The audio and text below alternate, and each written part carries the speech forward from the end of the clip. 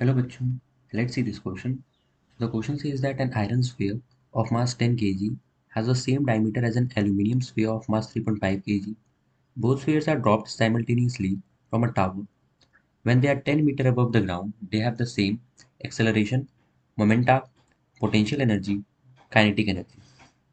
तो हमारे इस क्वेश्चन में ये बोला जा रहा है कि एक आयरन स्फीयर है जिसका मास है 10 kg और उसका डायमीटर जो है वो सेम है एल्यूमिनियम स्फीयर के जिसका मास है 3.5 kg।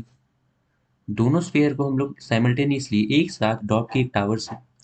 तो जब दोनों बॉल 10 मीटर की हाइट पर आ जाता है ग्राउंड से, तब दोनों में क्या सेम होगा? और हमें 4 ऑप्शंस दिए हैं।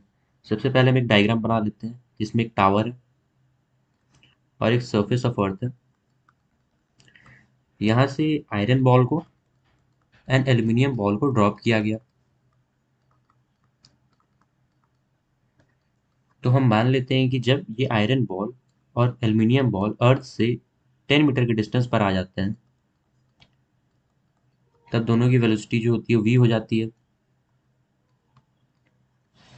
तो हमारा जो पहला की कंसेप्ट हो गया वो हमें ये मिल गया from first equation of motion, that says that v is equal to u plus a t, जहाँ v हमारा फाइनल वेलोसिटी है, u हमारा इनिशियल वेलोसिटी और a हमारा एक्सेलरेशन है।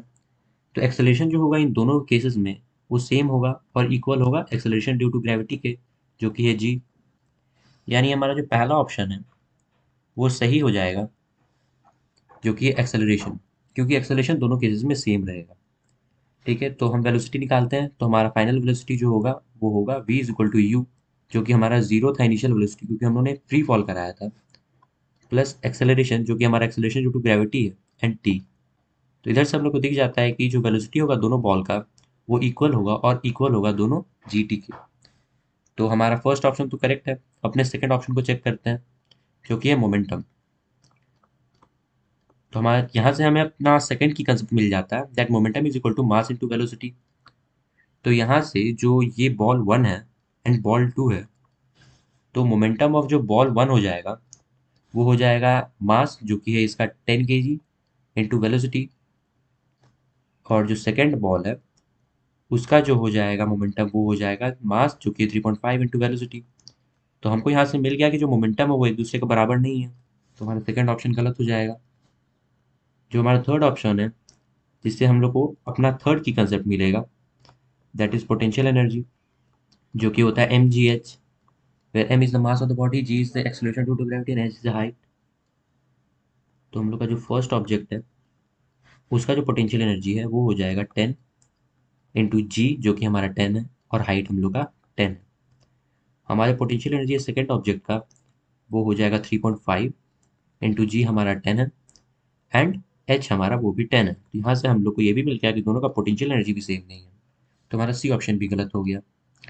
अब हम हमारी जो डी ऑप्शन है उस पर चलते हैं, जिसमें हमसे काइनेटिक एनर्जी के बारे में पूछा है। तो काइनेटिक एनर्जी का जो फॉर्मूला होता है वो होता है half m v square, where m is the mass and v is the velocity.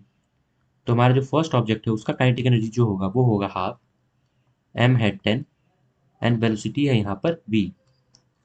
और सेकेंड ऑब्जेक्ट का जो काइनेटिक एनर्जी होगा वो होगा हाफ, मास है हमारा 3.5 एंड वेलोसिटी हमारा सेम ही है। तो इन दोनों केसेस में भी जो काइनेटिक एनर्जी है वो सेम नहीं है, तो हमारा डी ऑप्शन भी गलत है। So now we can see that our correct answer is option A. So this will be our right answer.